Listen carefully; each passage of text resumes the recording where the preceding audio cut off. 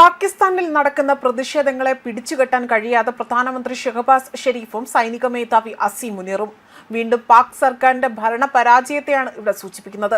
തെക്കൻ പാകിസ്ഥാൻ ഭാഗത്ത് താലിബാൻകാരുടെ ആക്രമണമാണ് എങ്കിൽ ലാഹോർ ഉൾപ്പെടെയുള്ള നഗരങ്ങളിൽ ടെഹരിക്ക് ലബായക് എന്ന ഭീകര സംഘടനയുടെ ഗാസയ്ക്കെതിരെയുള്ള പ്രതിഷേധമാണ് അരങ്ങേറുന്നത്. ലാഹോറും കറാച്ചിയിലും ഗാസ മാർച്ചുകൾ സംഘടിപ്പിച്ചുകൊണ്ട് പട്ടാളവുമായി ഏറ്റുമുട്ടുന്ന TLP ആകട്ടെ അസീം മുനീറിനും ഷഹബാസ് ഷെരീഫിനും ഒരേപോലെ തന്നെ തലവേദനയാകുന്നു എന്ന റിപ്പോർട്ടുകളാണ് പുറത്തുവരുന്നത്. ഇതിന് സമാന്തരമായി തന്നെ താലിബാനും പാക് സൈന്യവും തമ്മിൽ ശക്തമായ ഏറ്റുമുട്ടൽ തെക്കൻ പാകിസ്ഥാൻ പ്രദേശമായ ഹെൽമണ്ട് പ്രവിശ്യയിൽ നടക്കുകയാണ്. അഫ്ഗാനിസ്ഥാനിലെ കാബൂളിൽ വ്യോമാക്രമണം നടത്തിയ പാകിസ്ഥാനെതിരെ ശക്തമായ തിരിച്ചടിയായിരുന്നു താലിബാൻ സൈന്യം നൽകിയത്. അതുപോലെ താലിബാൻ ആക്രമണത്തിൽ 58 പാക് സൈനികർ കൊല്ലപ്പെട്ടുവെന്നും റിപ്പോർട്ടുകൾ സൂചിപ്പിക്കുന്നു. നിരവധി പാക് പട്ടാളക്കാർക്കാണ് പരിക്കേറ്റത്. അതിശക്തമായ താലിബാൻ തിരിച്ചടിയിൽ നിരവധി പാക് സൈനികർ അവരുടെ സൈനിക പോസ്റ്റിൽ നിന്നും ഓടി രക്ഷപ്പെടുന്ന വീഡിയോ അടക്കം കഴിഞ്ഞ ദിവസങ്ങളിൽ പ്രചരിച്ചിരുന്നു. പാക് സൈന്യത്തിന്റെ ദൗർബല്യം വെളിവാക്കുന്നത് തന്നെയായിരുന്നു ഈ ഒരു ഭീരു പ്രകടനമെന്നതും വ്യക്തമാകുന്നു. താലിബാനെ നേരിടാൻ സൗദിയുടെ സഹായം പാകിസ്ഥാൻ തേടിയിട്ടുണ്ടെങ്കിൽ പോലും അത് നിഷേധിക്കുകയായിരുന്നു ഉണ്ടായതെന്നും, അതായത് ഈ ഒരു ആവശ്യം കിരീടാവകാശിയായ മുഹമ്മദ് ബിൻ സൽമാൻ ആകട്ടെ നിഷേധിക്കുകയാണ് ചെയ്തത്.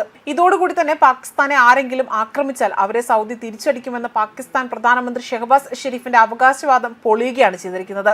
2 ഇസ്ലാമിക മതമൗലികവാദി ഗ്രൂപ്പുകളുടെ ആക്രമണത്തിനിടയിൽപ്പെട്ടുകൊണ്ട് ഞെരുങ്ങുന്ന പാകിസ്ഥാനെ സഹായിക്കാൻ അമേരിക്കയോ അല്ലെങ്കിൽ തുർക്കിയോ സൗദിയോ രംഗത്തില്ല എന്നതാണ് മറ്റൊരു ശ്രദ്ധേയമായ കാര്യം.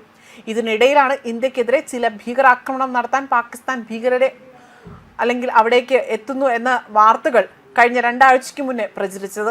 അതേപോലെ തന്നെ സർ ക്രീക്ക് എന്ന ഗുജറാത്തിനടുത്തുള്ള ഇൻഡോ പാക് അതിർത്തി പ്രദേശത്താണ് പാക് ഭീകരരും സൈന്യവും ചില നീക്കങ്ങൾ നടത്തുന്നതായി തന്നെ വാർത്തകൾ പ്രചരിച്ചത്.